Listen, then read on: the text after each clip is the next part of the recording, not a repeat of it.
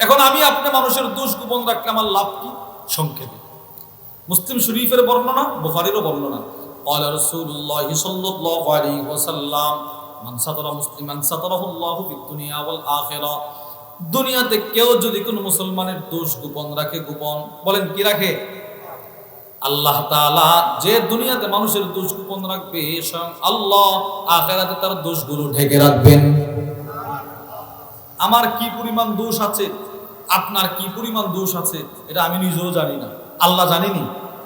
আল্লাহ জানেন, আল্লাহ আপনার দোষগুলো হাসরের ময়দানে গোপন রাখবে, গোপন।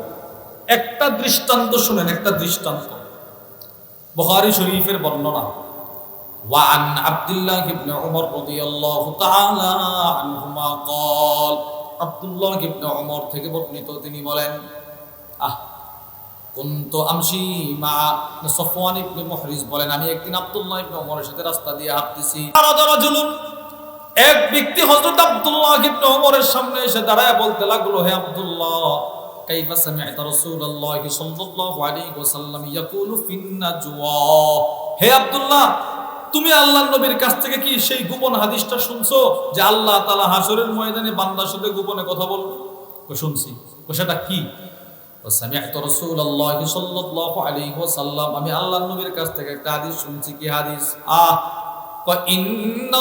ইন্নাল্লাহা ইউদিনিল মুমিন, আল্লাহ তাআলা হাসরের কঠিন ময়দানে তার কোন কোন বান্দাকে খুব কাছাকাছি নিয়ে আসবেন। সুবহানাল্লাহ বলেন না, বলেন আল্লাহু আকবার বলেন। নবীজি বলেন আল্লাহ পাক হাসরের ময়দানে তার কতক বান্দাকে খুব কাছাকাছি নিয়ে আসবেন, খুব কাছাকাছি। কি পরিমাণ কাছাকাছি? ফায়াদাউ আলাইহি কানাফাহু, আল্লাহ তাআলা ওই বান্দাকে এতটাই কাছাকাছি নিয়ে আসবেন যে আল্লাহ তাআলার রহমতের একটা চাদর দিয়ে বান্দাকে ঢেকে ফেলবেন। সুবহানাল্লাহ বলেন। অর্থাৎ চাদরের ভিতরে শুধু আল্লাহ আর বান্দা, বান্দা আর আল্লাহ, আমি আর তুমি, তুমি আর আমি। এবার আল্লাহর নবী বলেন, ওই বান্দাটার সামনে তার জিন্দেগীর সবগুলো আমলনামার খাতা আল্লাহ পেশ করবেন। প্রত্যেকটা মানুষের 99টা আমলনামার খাতা হবে। তিরমিজি শরীফের বর্ণনা, আল্লাহর রাসূল বলেন, প্রত্যেকটা মানুষের চোখের পাওয়ার যত দূর পর্যন্ত যেতে পারে ততটুকু লম্বা হবে একটা পৃষ্ঠা। এবার এইরকম পৃষ্ঠা হবে হাজার হাজার কোটি কোটি একটা খাতায়। ওই রকম খাতা একটা দুইটা হবে না, 99টা খাতা হবে।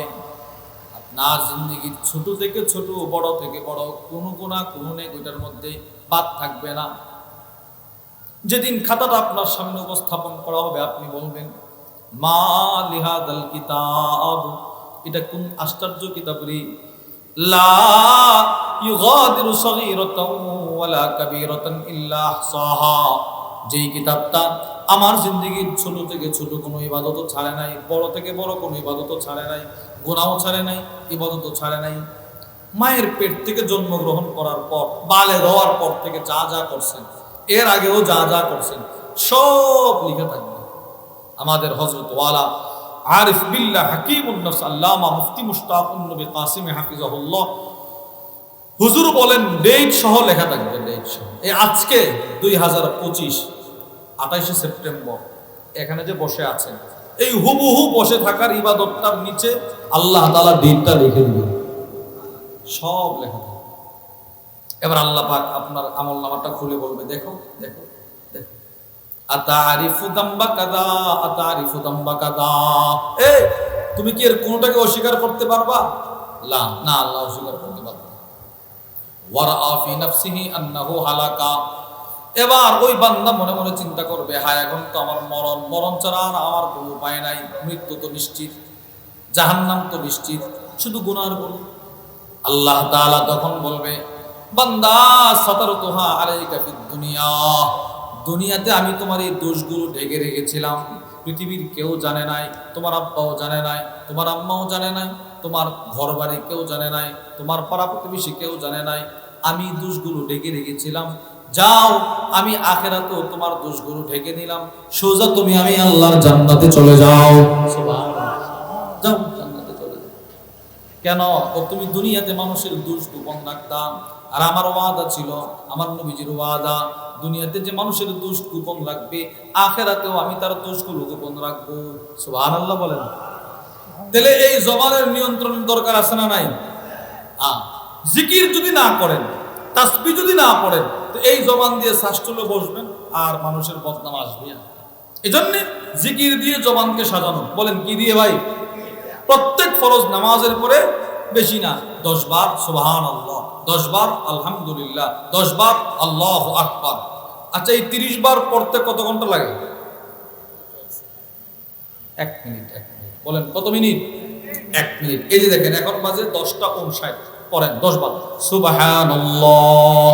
সকলে পড়েন সুবহানাল্লাহ, সুবহানাল্লাহ, সুবহানাল্লাহ, সুবহানাল্লাহ, সুবহানাল্লাহ, সুবহানাল্লাহ, সুবহানাল্লাহ, সুবহানাল্লাহ, সুবহানাল্লাহ, আলহামদুলিল্লাহ, আলহামদুলিল্লাহ, আলহামদুলিল্লাহ, আলহামদুলিল্লাহ, আলহামদুলিল্লাহ, আলহামদুলিল্লাহ, আলহামদুলিল্লাহ, আলহামদুলিল্লাহ, আলহামদুলিল্লাহ, আলহামদুলিল্লাহ, আল্লাহু আকবার, আল্লাহু আকবার, আল্লাহু আকবার, আল্লাহু আকবার, আল্লাহু আকবার, আল্লাহু আকবার, আল্লাহু আকবার,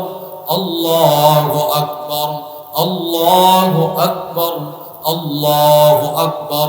আল্লাহর নবী বলেন, আমার কোন উম্মত যদি প্রত্যেক ফরজ নামাজের পরে 10 বার পড়ে সুবহানাল্লাহ, বলেন 10 বার কি? আর 10 বার আলহামদুলিল্লাহ, বলেন বলেন সবাই বলেন, জোরে বলেন। আর 10 বার আল্লাহু আকবার।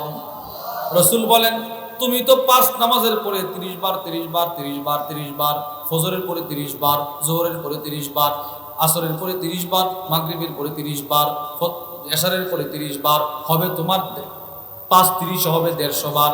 মিজানের পাল্লায় উঠায় দিবে আল্লাহ 1000 বার। সুবহানাল্লাহ বলেন, পড়ব তো ইনশাআল্লাহ। 1 নাম্বার পুরস্কার, মুখে উচ্চারণ হবে 150 বার।